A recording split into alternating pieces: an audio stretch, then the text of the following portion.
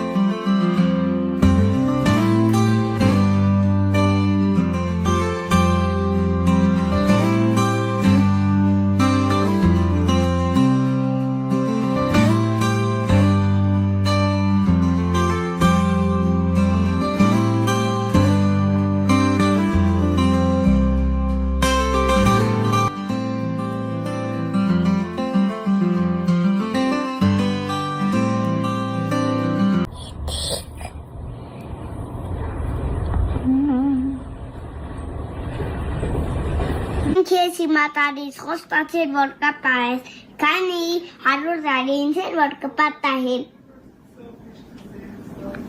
Հերթ։ Բերնիր, որ չկոտրվի։ Քուսն էլ շատ սիրուն է, որն ես դու արել, որը ռոբը։ Ես համարել ես, Զաբելն արել ես, Ռոբն արել ես, ես համարել շարունակելու եմ, ես համարել Սիրուն է կարել միշտ։ Սոցիալական հարթակ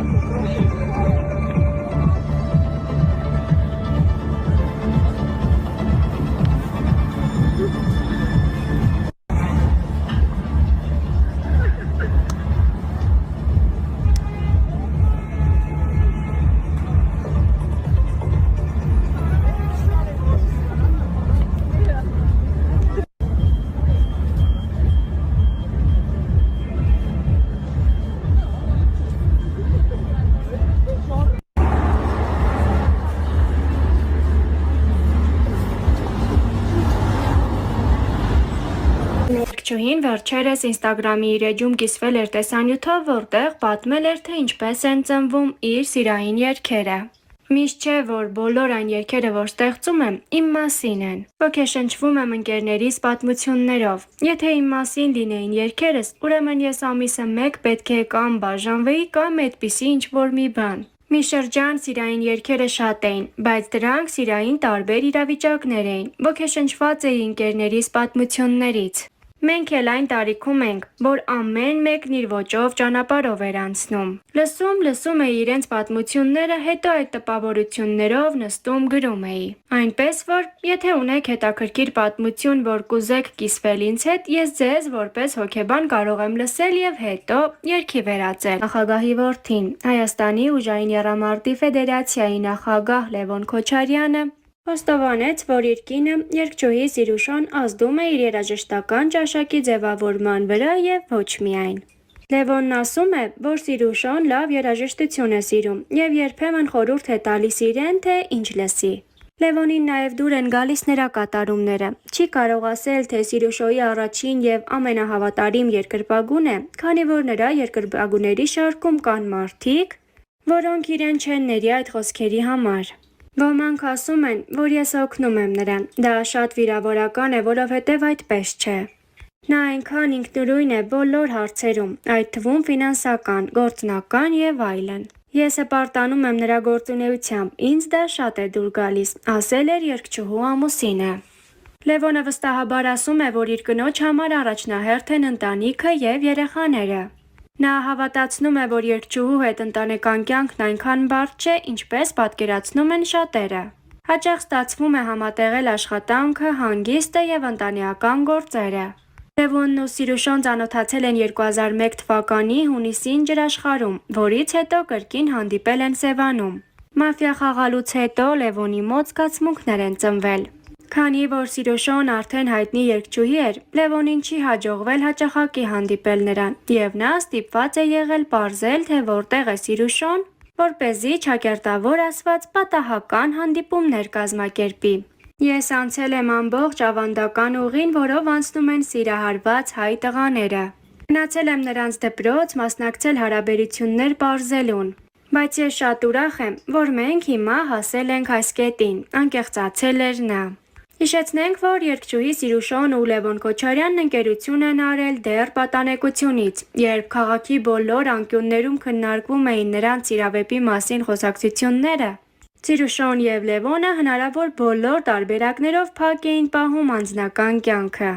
Միայն տարիներ անց նրանց պատանեկության տարիների լուսանկարներն առավել լայն տարածում գտան։ Սիրուշոն եւ Լևոնը ամուսնացել են 2009 թվականի հունիսի 6-ին։